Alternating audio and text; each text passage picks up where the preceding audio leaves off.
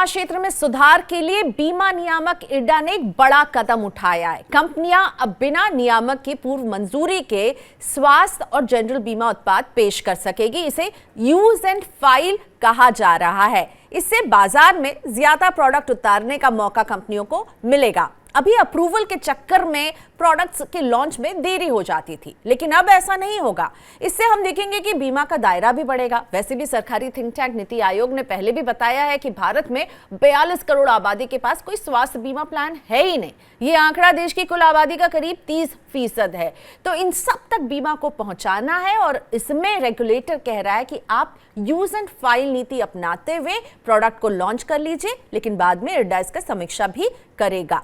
इसका दायरा कैसे बढ़ेगा, कैसे मदद मिलेगी, और अगर आप एक कंज्यूमर हैं जो इस तरह का बीमा खरीदना चाहते हैं तो किन बातों का आपको ख्याल रखना चाहिए, आज इसी पर हम बात कर रहे हैं चैन की सांस में। मेरे साथ हैं इंश्योरेंस एक्सपर्ट रिया इंश्योरेंस ब्रोकर्स प्राइवेट लिमिटेड के डायरेक्टर एसके सेठी। मिस्टर सेठी, स्वागत है आपका मनी 9 पर। धन्यवाद, आपने वक्त निकाला।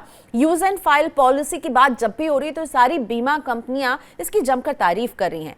आप इरडा की इस पहल को किस नजरिए से देखते हैं, खास तौर पर पॉलिसी खरीदने वालों के लिए इस कदम को आप कैसे देख रहे हैं? धन्यवाद आपके शो में आने के लिए, मेरे को इनवाइट करने के लिए। ये जो डेवलपमेंट हुई है इसका फायदा ये है कि पहले जो है बीमा कंपनी प्रपोजल जो है प्रोडक्ट की डिटेल जो थी वो है ना कि इरडा को देते थे, फिर इंतजार करते थे उसकी अप्रूवल होने का और फिर वो इंट्रोड्यूस होता था। अभी जो है बीमा कंपनी, क्योंकि पिछले 20 सालों के अंदर वहाँ पर जो है जो प्रोडक्ट डेवलपमेंट टीम है, जो एक्चुअरी हैं, जो डायरेक्टर्स हैं, वो काफ़ी समझदार हो चुके हैं, एक्सपीरियंस गेन कर चुके हैं।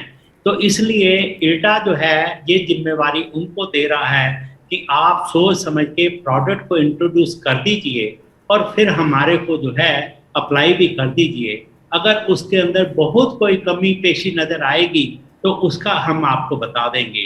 तो इससे फ़ायदा ये होगा कि कंपनी जो है जैसे जैसे सोचेगी वैसे वैसे वो प्रोडक्ट निकालती रहेगी। और जैसा आपने कहा कि इसका ज़्यादा असर हम देख रहे हैं कि वो हेल्थ बीमा के अंदर ही नज़र आएगा।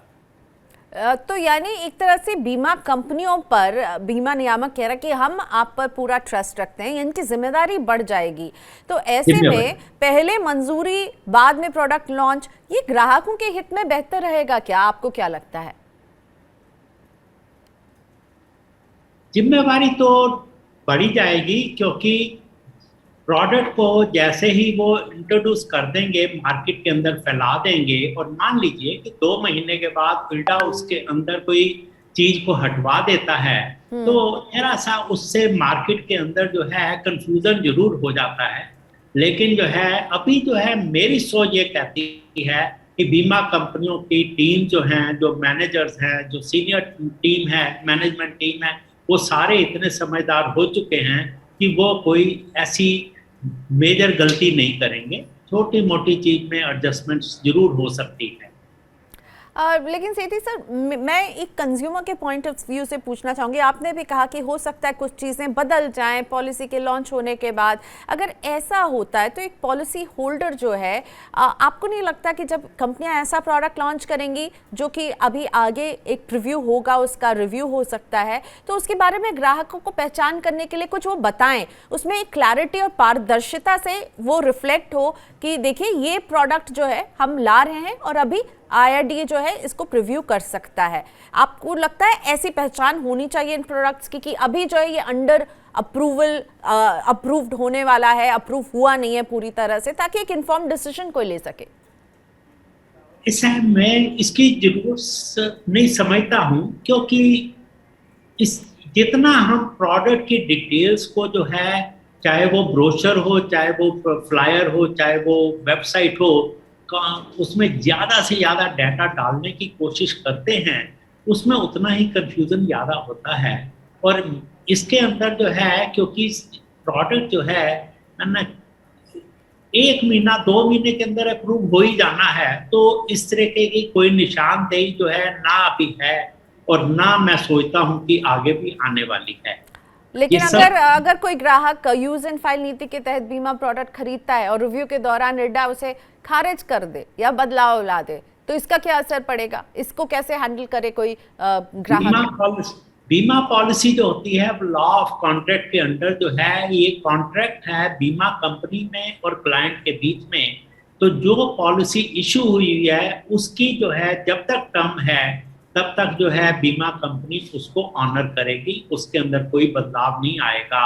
इल्डा की सजेशन के बाद अगर प्रोडक्ट के अंदर चेंज हो जाएगा तो वो अगले दिन से ही जो है बीमा कंपनी जो है जो और पॉलिसीज बेचेगी उन सारों के अंदर जो है वो करेक्शन लेकर बेचेगी। तो इसलिए ग्राहक को कोई इस चीज के अंदर सोचना नहीं चाहिए कि मेरा क्या होगा, ये कुछ है। वो जो पॉलिसी इशू हो गई है वो उसको हो गई है और वो बीमा कंपनी उसको जो है जिम्मेवारी के साथ लागू करेगी।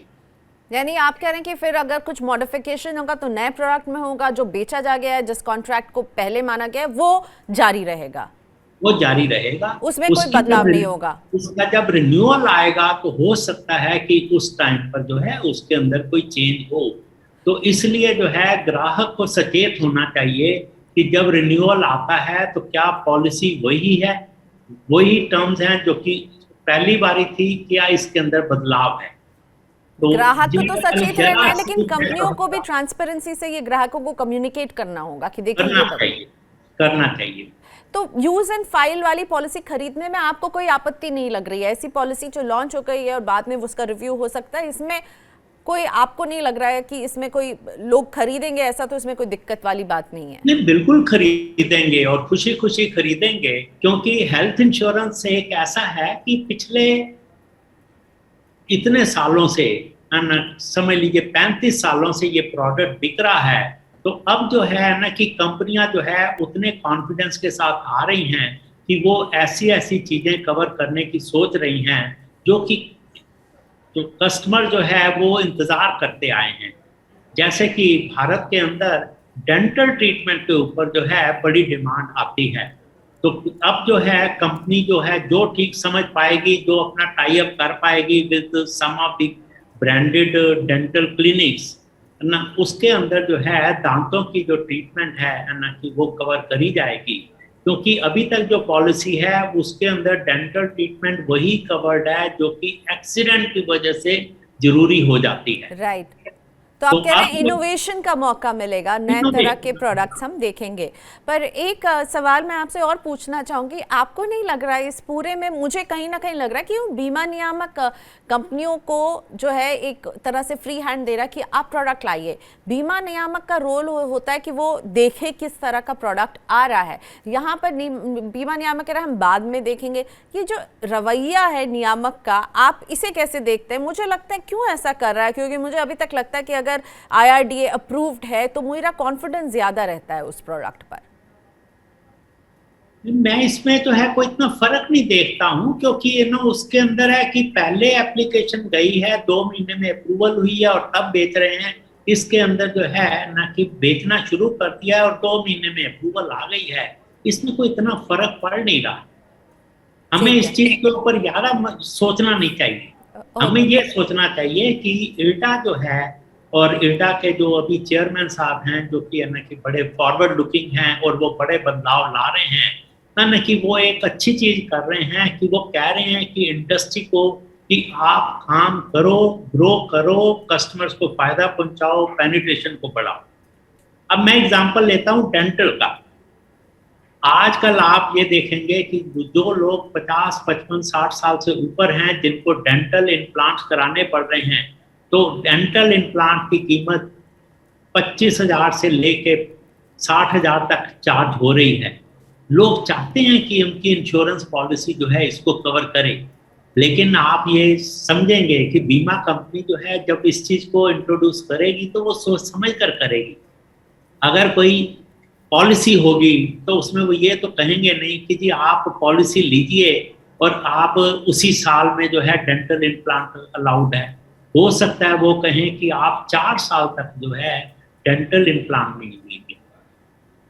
तो इस तरीके की कंडीशन लगेंगी। जैसे कि हम पहले भी देखते आए हैं कि हेल्थ इंश्योरेंस के अंदर मैटरनिटी जो है कवर फॉर इंडिविजुअल, वो जो है इमीडिएटली स्टार्ट नहीं होती। उसके अंदर कोई कंपनी कहती है कि आपको 4 साल के बाद जो है मैटरनिटी हॉस्पिटलाइजेशन अलाउड हो। तो वैसे कवर्स जो पहले नहीं मिल पाते थे उनको एक इंक्लूजन का यहाँ पर मौका जो है वो कंपनियों को मिल रहा है, वो इस तरह के प्रोडक्ट ला सकती है। और कहीं ना कहीं जो मुझे सेठी सर के बातों से समझ में आ रहा है वो ये कि रेगुलेटर जो है वो फैसिलिटेटर की तरह काम कर रहा है और कंपनियों पर ये भरोसा दिखा रहा है कि आप प्रोडक्ट लाइए, आप सोच समझ करके प्रोडक्ट लाइए। इसमें क्या है, बतौर कंज्यूमर, बतौर आप जब पॉलिसी खरीदने जाएंगे तो आप भी चेक कीजिए, वो सारे टर्म्स एंड कंडीशंस को ध्यान से पढ़िए जो उस पॉलिसी में लिखने हैं, और कंपनियों को ये पारदर्शिता से लिखनी होगी। तो सेठी साहब से हम बातचीत को आगे बढ़ाएंगे, लेकिन अभी हम आपके सामने लेकर आते हैं खास स्टोरी जो आपको बताएगी कि कंपनियां खुश क्यों हैं इस कदम से और ग्राहकों को इसका कैसे फायदा होगा। हमारी इस खास रिपोर्ट में समझिए।